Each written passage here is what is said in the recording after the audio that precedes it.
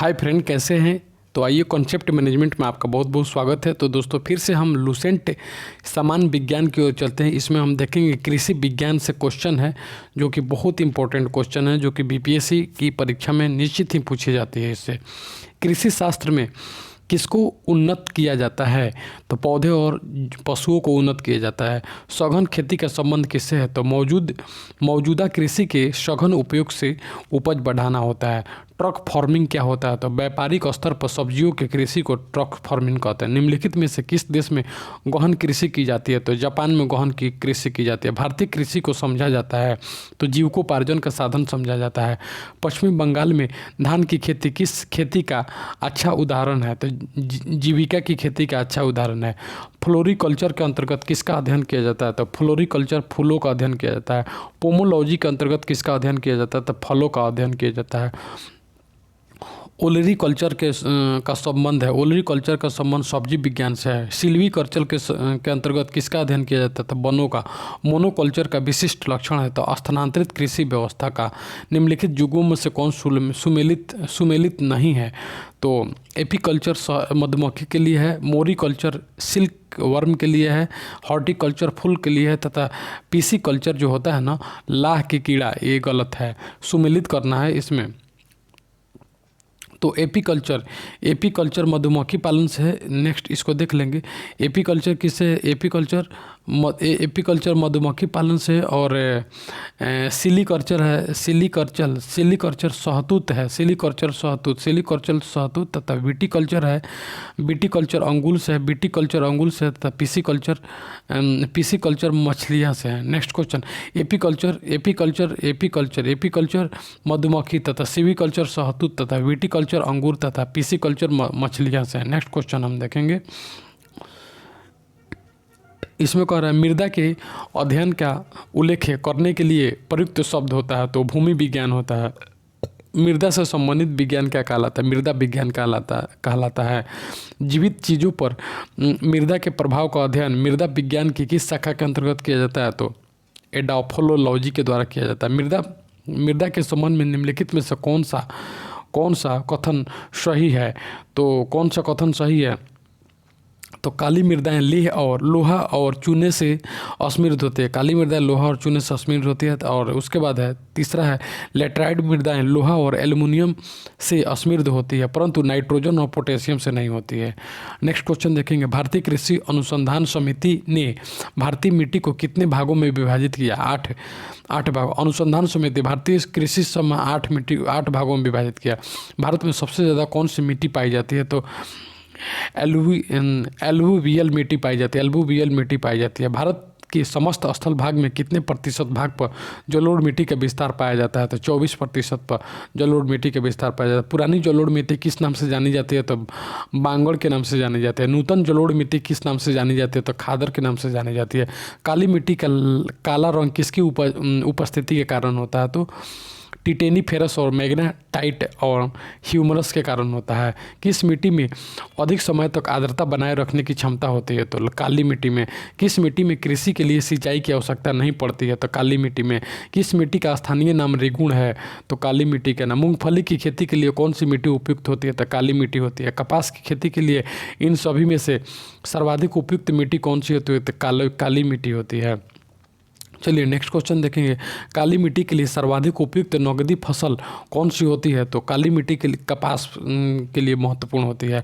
कपास की काली मिट्टी को क्या कहा जाता है? काली मिट्टी को ही रेंगुड़ मिट्टी कहा जाता है। भारत के कुछ भागों में मिट्टी का रंग लाल होने का क्या कारण है?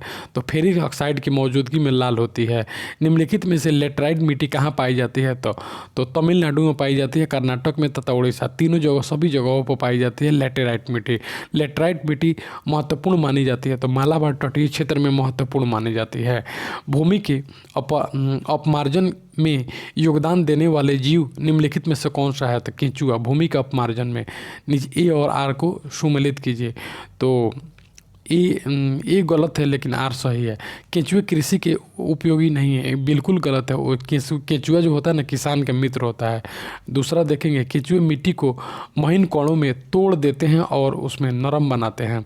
नेक्स्ट क्वेश्चन देखें, मृदा संरक्षण के संदर्भ में निम्नलिखित प्रचलित पद्धतियों पर विचार कीजिए। तो 1, 2 और 4 इसमें देखेंगे। 1 स्यासवर्धन और 2 बालू की बाढ़ और 4 वायु रोध मृदा संरक्षण के संदर्भ में, ये सही है। नेक्स्ट क्वेश्चन देखें, निम्नलिखित में से कौन मृदा सुधारक है? तो जिप्सम मृदा सुधारक है। निम्नलिखित में से किस प्रकार के बीजों में आनुवांशिक शुद्धता होती है? तो प्रजनन बीज में आनुवांशिक शुद्धता होती है। प्रजनन बीज उत्पादक चक्र की कौन सी अवस्था है? तो प्रथम अवस्था है। प्रमाणित बीज के थैले पर लगे टैग का रंग होता है तो नीला रंग होता है। बीजों के अंकुरण में कौन सा कारक महत्वपूर्ण नहीं है? सूरज की रोशनी। खरीफ की फसल कब बोई जाती है? तो जून जुलाई में बोई जाती है। खरीफ जून जुलाई में बोई जाती है। नेक्स्ट क्वेश्चन हम देखेंगे, रबी की फसल कब बोई जाती है? तो अक्टूबर नवंबर। रबी अक्टूबर नवंबर में बोई जाती है। शीतकालीन फसल ऋतु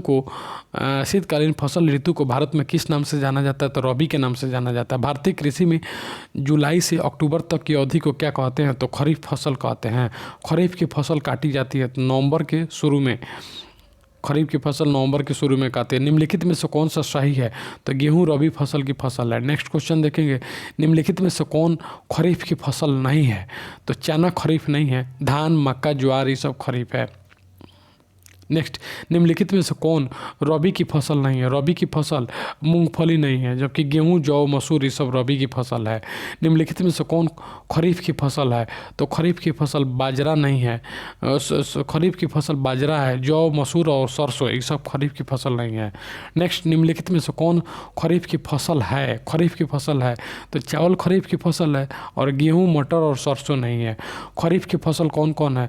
तो धान खरीफ की फसल है और गेहूँ, आलू, चना ये खरीफ की फसल नहीं है। निम्नलिखित में से कौन रबी की फसल है? तो गेहूं रबी की फसल है और धान, ज्वार और बाजरा ये सब नहीं है। निम्नलिखित में से कौन रबी फसल नहीं है? तो मक्का रबी फसल नहीं है। चना, सरसों और मसूर रबी फसल है। गेहूं बोने का उपयुक्त मौसम कौन सा होता है? तो गेहूं अक्टूबर नवंबर में बोया जाता है। निम्नलिखित में से कौन कीट आकर्षक फसल है? तो भिंडी होता है। निम्नलिखित में से नकदी फसल कौन कौन है? तो तंबाकू नकदी फसल होता है। निम्नलिखित फसलों में कौन सी फसल नकदी फसल के रूप में मानी जाती है? तो कपास को नकदी फसल के रूप में मानी जाती है। निम्नलिखित फलीदार पौधे में से कौन पेट्रोपादप भी है? तो करेज होता है। करेज होता है, वो पेट्रोपादप के रूप में होता है। निम्नलिखित 4 ऊर्जा फसलों में से एक की खेती एथेनॉल के लिए की जा सकती है। तो जट्रोफा एथेनॉल के लिए की जा सकती है। रेशा फसलें निम्नलिखित में से कौन सी है? कपास, सन, जूट रेशा फसल है। कपास, सन, जूट। नेक्स्ट क्वेश्चन देखेंगे, इनमें से कौन गेहूं फसल के संदर्भ में सही है? तो अक्टूबर नवंबर में बोया जाता है तथा मार्च में काटा जाता है। गेहूँ अक्टूबर नवंबर में बोया जाता है तथा मार्च में काटा जाता है।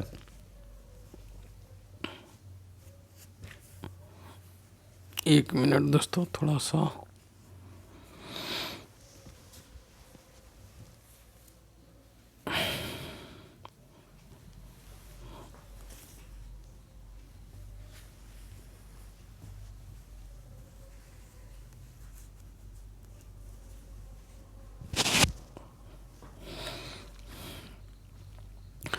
चलिए, मक्के की खेती की जा सकती है। तो खरीफ के मौसम में मक्के की खेती की जा सकती है। सबसे ज़्यादा तेल प्राप्त होता है तो सरसों से सबसे ज़्यादा तेल प्राप्त होता है। नेक्स्ट क्वेश्चन मिलान करने वाला है, इसमें देखेंगे तो इसमें मिलान होगा। मसूर क्या होता है? तो दलहन होता है। मसूर दलहन। काली मिर्च क्या होती है? तो काली मिर्च मसाला होती है। सरसों क्या होता है? तो सरसों तेलहन होता है। केसर क्या होता है?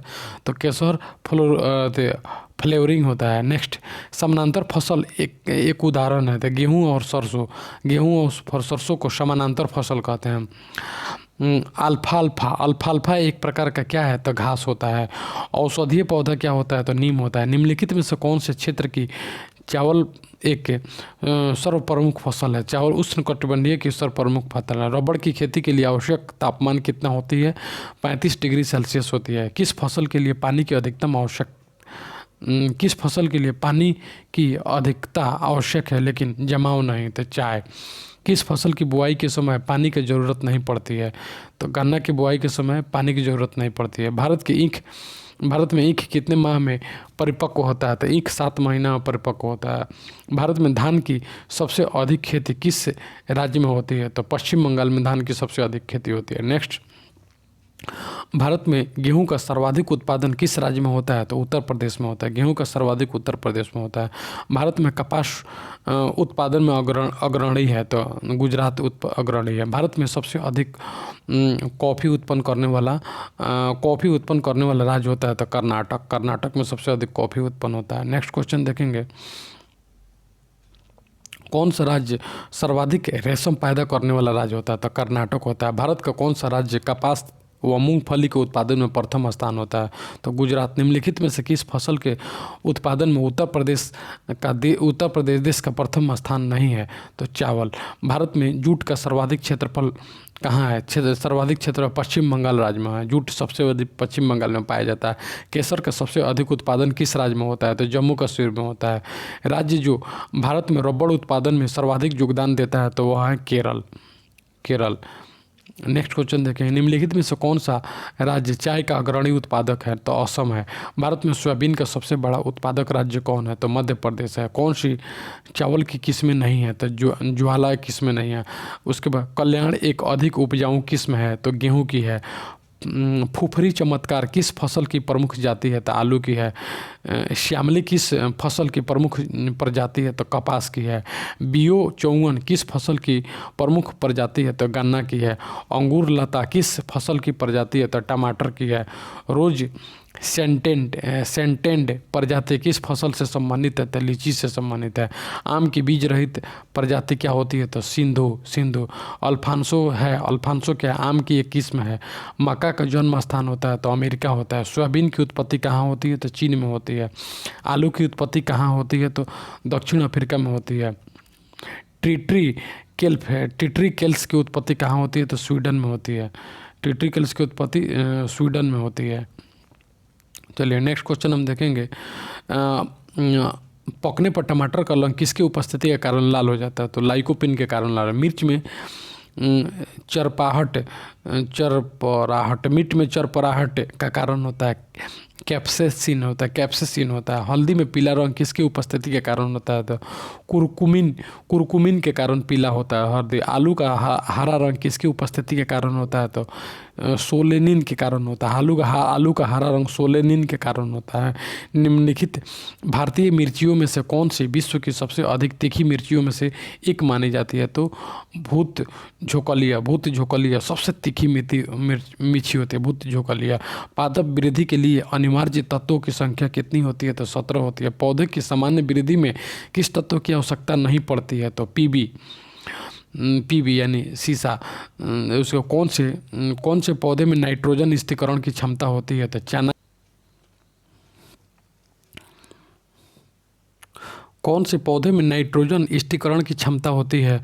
तो चना एवं दलहन में नाइट्रोजन स्थिरीकरण की क्षमता होती है। निम्नलिखित में से कौन सी फसल मृदा में नाइट्रोजन यौगीकरण को बढ़ाती है? तो बीन्स। राइजोबियम लिग्यूमिनेसोरम राइजोबियम लिग्यूमिनेरोसोरम नामक जीवाणु जो बीन, मूंगफली, मटर एवं चने में पाया जाता है स्थित होता है तो जड़ में होता है। खरपतवार क्या होता है? तो कृषित फसलों में उगाने वाली हानिकारक एवं अवांछित पौधे होते हैं।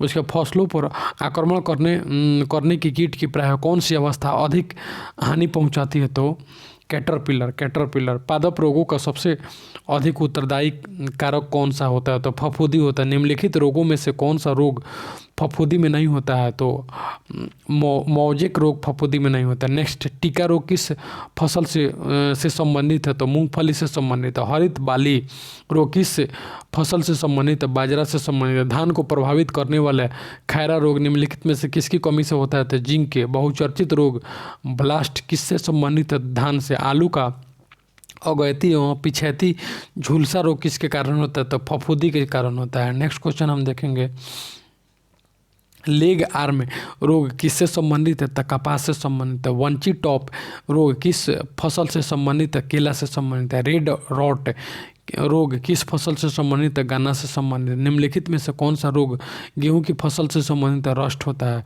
सिट्रस कैकर क्या होता है? तो नींबू का रोग होता है। गेहूं का काला कीट रोग किसके कारण होता है? तो फफूंदी के कारण होता है। गन्ना का लाल सड़न रोग किसके कारण होता है? तो फफूंदी के कारण होता है। आलू का कृष्णकांत रोग किसकी कमी से कारण होता है? तो ऑक्सीजन की कमी से। मटर में मार्स रोग किसके कारण होता है? तो मैग्नीज की कमी से होता है। सुमेलित कीजिए। ब्लैक रस्ट, तो ब्लैक रस्ट गेहूं का रोग होता है। स्टेम रॉट चावल का रोग होता है। तो वाइट रस्ट सरसों का रोग होता है। उसके बाद अर्ली ब्लाइट आलू का अर्ली ब्लाइट आलू का रोग होता है। और वाइट रस्ट किसका रोग होता है? सरसों का होता है। उसका ब्लैक रस्ट किसका होता है? तो ब्लैक रस्ट गेहूं का होता है। नेक्स्ट, मिली बग किस फसल से संबंधित है? तो सरसों से संबंधित है। गन्ने का नसी जीव कौन सा है? तो पिंक बोरर है। उसके बाद गंधी कीट किससे संबंधित है? धान से संबंधित है। गुलाबी कीट किससे संबंधित है? कपास से है। खाद बीजों का भंडारण करने के लिए नमी की मात्रा होनी चाहिए, तो 14% होनी चाहिए। 2,4-D की क्या है? तो एक फफूंदीनाशी है। हरित क्रांति का अर्थ होता है कृषि की आधुनिक विधियों के प्रयोग द्वारा प्रति एकड़ फसल की उपज को बढ़ाना। हरित क्रांति की सफलता से संबंध वैज्ञानिक हैं, तो नॉर्मन बोरलॉग। नेक्स्ट, कृषि में हरित क्रांति के जन्मदाता कौन है? तो नॉर्मन ऑनस्टेड बोरलॉग जो हरित क्रांति के जनक माने जाते हैं, किस देश के थे? तो यूएसए के थे। भारत में हरित क्रांति निम्नलिखित में से किसके प्रयत्नों की परिणामी थी? तो एमएस स्वामीनाथन की।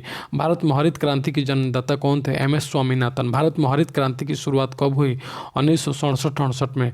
भारतीय हरित क्रांति की जन्मस्थली पंतनगर। भारत में जब हरित क्रांति शुरू हुई तो निम्नलिखित में से कौन इससे संबंधित नहीं था? तो रफ़ी अहमद किदवई। दिए गए कूट की सहायता के लिए हरित क्रांति के घटक चुनिए। हरित क्रांति के घटक 1, 2 और 4 उच्च उत्पादन वाले किस्में के बीज है और सिंचाई वाले है, और 4 ग्रामीण सड़कें के विपणन। नेक्स्ट, हरित क्रांति में अत्यधिक उपज देने वाले उन्नत बीजों का उपयोग हुआ जिनके लिए आवश्यक है तो अधिक उर्वरक या अधिक पानी। हरित क्रांति की सफलता किसमें से किसकी उपलब्धता पर निर्भर होता है? हरित क्रांति की सफलता रासायनिक उर्वरक एवं कीटनाशक पर पर्याप्त सिंचाई सुविधा पर तथा बीजों की उच्च पैदावार रस्म पर। नेक्स्ट, हरित क्रांति से भारत के कौन से राज्य सर्वाधिक लाभान्वित हुए? पंजाब, हरियाणा तथा पश्चिम उत्तर प्रदेश। नेक्स्ट, उस राज्य को पहचानिए जहां सर्वप्रथम हरित क्रांति को प्रारंभ नहीं किया गया था। राजस्थान में हरित क्रांति प्रारंभ नहीं किया गया। पंजाब में, हरियाणा में, पश्चिम उत्तर प्रदेश में प्रारंभ किया गया। हरित क्रांति के दौरान किस खाद्य के उत्पादन में सर्वाधिक वृद्धि होती है? तो गेहूं में। हरित क्रांति का मुख्य प्रभाव पड़ा तो अनाजों पर प्रभाव पड़ा। हरित क्रांति का प्रभाव अनाजों पर पड़ा। नेक्स्ट क्वेश्चन हम देखेंगे, हरित क्रांति का संबंध मुख्यतः किस फसल से है? तो गेहूं से है। निम्नलिखित में से किस फसल पर हरित क्रांति की सीमांत प्रभाव पड़ा? तो दलहन पर पड़ा। द्वितीय हरित क्रांति का संबंध होगा तो जैव प्रौद्योगिकी के संबंध होगा। विगत 1 दशक में भारत में किस एक निम्नलिखित फसल के लिए प्रयुक्त कुल कृषि भूमि लगभग एक जैसी बनी? तो तिलहन। उसके HYV का पूरा नाम होता है हाई एलाइडिंग वैरायटी। पीली क्रांति शब्द किस बड़ी मात्रा में उत्पादित यानी वस्तु के संदर्भ में प्रयुक्त होता है? तो खाद्य तेल से। पीली क्रांति का संबंध किससे है? तो तिलहन से। इंद्रधनुषीय क्रांति का संबंध किससे है? तो सभी से। हरित क्रांति से, नीली क्रांति से, श्वेत क्रांति से। स्वामिल क्रांति किससे संबंधित है? उद्यान से संबंधित है। गोल्डन रेवोल्यूशन किसके विकास के लिए पुकारा जाता है? तो हॉर्टिकल्चर से। नीली क्रांति किससे संबंधित है? मत्स्य उद्योग से संबंधित है। झूम कृषि प्रचलित है तो मणिपुर में है। भारतीय कृषि अनुसंधान संस्थान नई दिल्ली में है। भारतीय कृषि अनुसंधान संस्थान किस वर्ष स्थापित किया गया? 1929 में। भारतीय कृषि अनुसंधान परिषद कहाँ स्थित है? तो नई दिल्ली में स्थित है। केंद्रीय आलू शोध संस्थान कहाँ है? तो शिमला में। आलू शोध संस्थान उत्पादन शिमला में। केंद्रीय सोयाबीन अनुसंधान केंद्र कहाँ है? तो इंदौर में है, मध्य प्रदेश में। केंद्रीय कपास अनुसंधान कहाँ है? तो नागपुर में है। सेंट्रल टोबैको रिसर्च सेंटर कहाँ स्थित है? तो राजमुंदरी में। राजमुंदरी में, टोबैको राजमुंदरी में है। नेक्स्ट क्वेश्चन हम देखेंगे, शुगर केन बाइंडिंग इंस्टीट्यूट कहाँ पर स्थित है? तो कोयम्बटूर में स्थित है। भारतीय मसाला अनुसंधान संस्थान कहाँ है? तो मसाला कालीकट में है। राष्ट्रीय वनस्पति शोध संस्थान कहाँ है? तो लखनऊ में। वनस्पति शोध संस्थान लखनऊ में है।